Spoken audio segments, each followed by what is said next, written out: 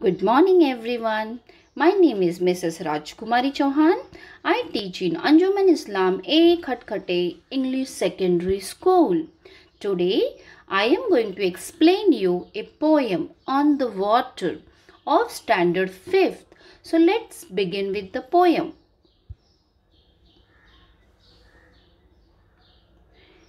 On the water. It is written by an anonymous poet. Anonymous means unknown poet. Okay, we don't know the writer of the poem. This poem gives us a message to observe every part of nature surrounding us. So here we are going to learn something about the nature. In our little boat to glide on the water blue and white, while the sky is smooth and bright, what could give us more delight? Here, what does it mean? The poet is telling us he is riding in a boat on the river. How is the river? It is wide. How is the sky? The sky is clear and bright. That means it is a sunny day. The poet wants to tell us it is a beautiful thing which he is experiencing. Okay, so everything is very beautiful and he is saying that he can't compare to anything. He is very happy saying this. Okay, now next para. See the ripples how they run, twinkling brightly in the sky, while reflected we can see shadows of each hill and tree. Now, the poet is pointing us to the ripples that is there in the river and telling us to watch how they are shining so brightly in the below the sun, you can say, or the water which is shining. Now why it is shining? First of all, we will see what is ripples. You know, sometimes we drink hot tea. So what happens if it is very hot? We blow it and then we drink, isn't it? So when we blow, we find small ripples on that tea. Same thing we find on that water also. It is because of the winds which are blowing or either the things which are moving. Like here the poet was in the boat. So obviously the boat was moving and because of the movement of the boat, the water were also moving. So that is what we call as ripples. And these ripples, they were shining. Why they were shining?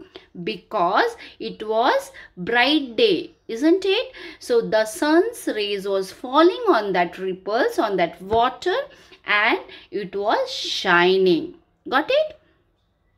So here it was shining, while reflected we can see shadows of each hill and tree.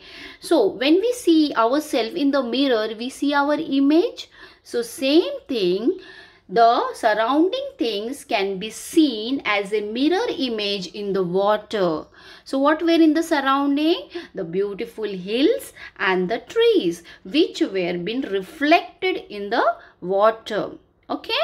So next paragraph. See the lilies round and large float near the reedy merge where the bulrush has its place and the heavy water maze. So what the poet is saying here? Large round lilies, white flower floating on the edge of the river. We can see other water plants like bulrush and water maze.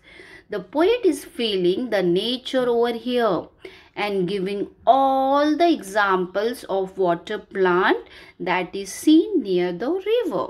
Okay, so I will show you here. This is the water lily, see here, and then these are the bulrush and water maze. Okay, so next, continue here with the next stanza. Okay, see the green dragonfly and the swallows skimming by. See the fishes spring and gleam ere they splash into the stream. So what here the poet is saying? Now the poet is pointing out the dragonfly, which is moving up and down in the water, and the fishes which are jumping above the water. Okay, so the poet is watching and enjoying all this. So here you can see the dragonfly. This is the green dragonfly and the fishes which are jumping above the water. Okay. See the bright kingfisher too. Dart a gleam of green and blue. These are all around our boat. On the water waste we float. So here what is this? Now here we can see kingfisher. Okay, a bird. You can see here the bird, and dart a gleam. Dart means coming suddenly there and then rapidly moving out from there and catching its prey, isn't it? So this kingfisher bird is coming over the water, just rapidly moving, taking its fishes and then eating up. So it's again a beautiful surrounding. Okay, so we can see all these things surrounding the nature or around the water. Okay, so I hope you are clear with the poem.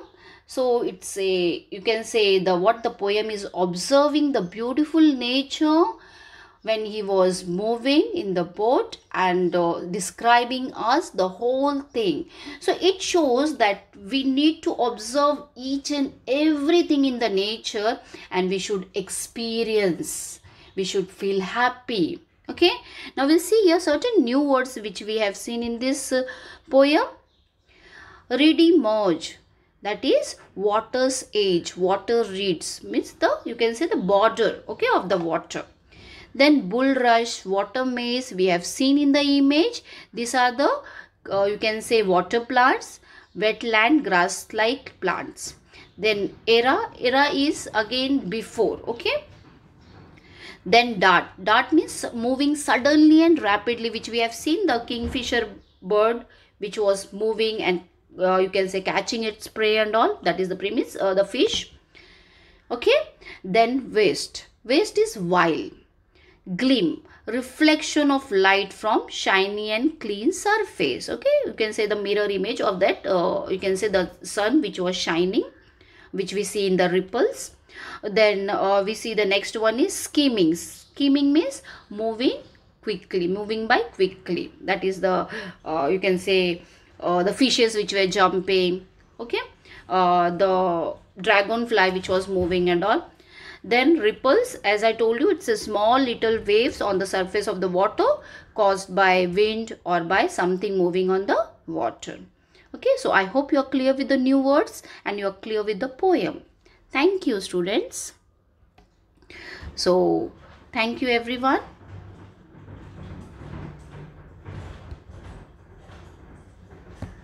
Bye. See you. Take care.